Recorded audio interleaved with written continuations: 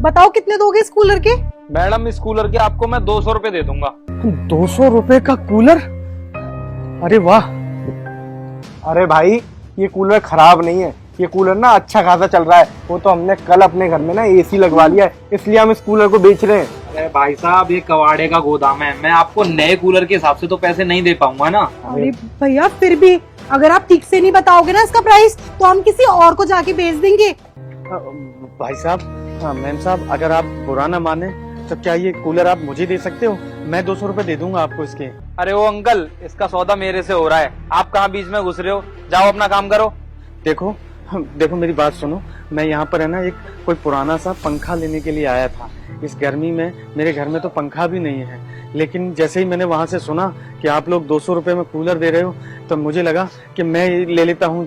अरे अंकल जी 200 रुपए में अगर हमें कूलर देना होता इसको तो इतनी देर में तो हम दे चुके होते। हम तो इससे खुद कह रहे हैं कि रेट बढ़ा, हमारा कूलर बिल्कुल चलती हुई हालत में है। और अंकल जी देखो ना, कूलर भी कितनी अच्छी कंडीशन में है, हम किसी और को जाके बेच देंगे।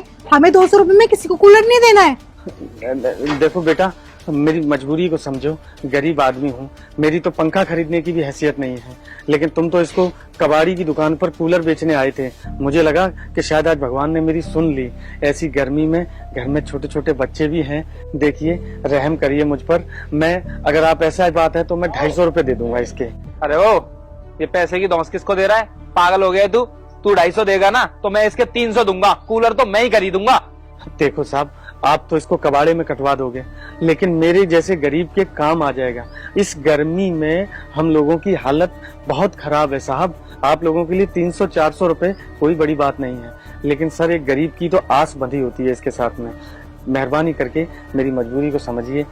अच्छा, मेरे गोदाम में आके तू मेरे ही ग्राहक को काट रहा है? तेरा दिमाग खराब हो गया है क्या? अभी थप्पड़ लगाऊंगा ना तो भागता हुआ जाएगा यहाँ से। चल निकल यहाँ से।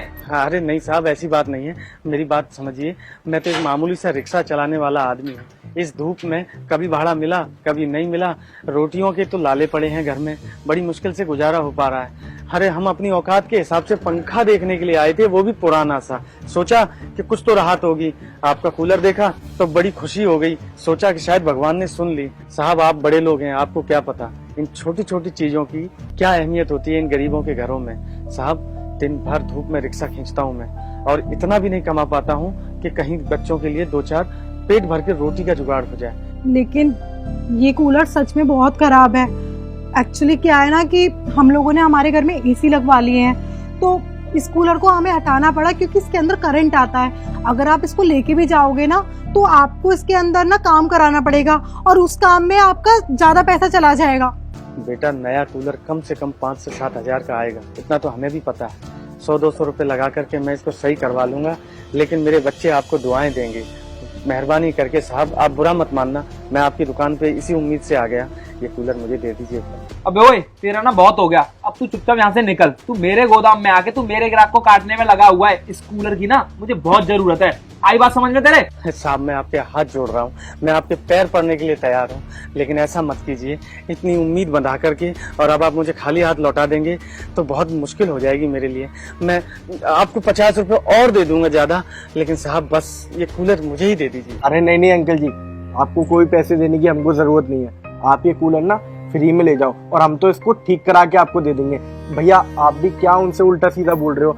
आप तो इसको 100-200 रुपए के प्रॉफिट से कहीं और बेच दोगे, आपका खाली 100-200 रुपए का प्रॉफिट होगा। आप उनके बारे में सोचो कि अगर ये कूलर उनके घर पे जाएगा तो उनकी कितनी मदद हो जाएगी। और भैया वैसे भी देखो ना, अंकल हमारे सामने कितने हाथ जोड़ रहे हैं, इसका मतलब उनकी ज्यादा ही मजबूरी होगी, तभी वो हमसे ये कूलर लेने आए हैं। और उन्होंने बोला तो सही कि वो तो यहाँ पर एक पंखा देखने आए थे, लेकिन उनको पंखे के रेट में ही अगर ये कूलर मिल जाता है तो इससे अच्छा क्या ही होगा। हाँ मैडम, आप ना बिल्कुल सही बोल रहे हो।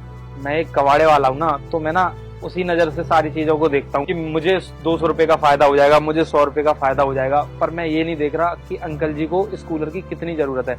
अंकल जी आप टेंशन मत लीजिए, जैसा साहब जी ने बोला है आप वैसा ही कीजिए, आप ना इस कूलर को लेके जाइए। और अंकल जी आपको ना हमें 200 रुपए देने की भी जरूरत नहीं है, उल्टा ना हम आपको पैसे देते हैं। आप इस कूलर को ना अच्छे से सही करा लेना ताकि आपके घर में जो छोटे छोटे बच्चे हैं ना उनको करंट ना लगे। अरे एक काम करो अंकल जी, आप इस कूलर को अपने रिक्शे पे रख के लेके चलो, आगे ही दुकान है, मैं हाल की हाल ठीक करा देता हूँ। हाँ ये भी सही है।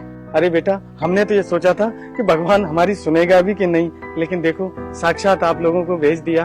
भगवान हो आप लोग इस गरीब के लिए। ये अंकल ऐसा कुछ भी नहीं है, बस इंसान है और इंसानियत के नाते ना हम आपकी मदद कर रहे हैं। अब ये सब छोड़िए, आप आगे चल के इलेक्ट्रिशियन की शॉप है तो प्रिंस का खर्चा दे देंगे और ये कूलर भी ठीक हो जाएगा। भैया आप ना ये कूलर ना अंकल के रिक्शे पे चढ़वा दीजिए। हाँ मैं अभी चढ़वा देता हूँ। छोटो ये कूलर उठवा के रखवा,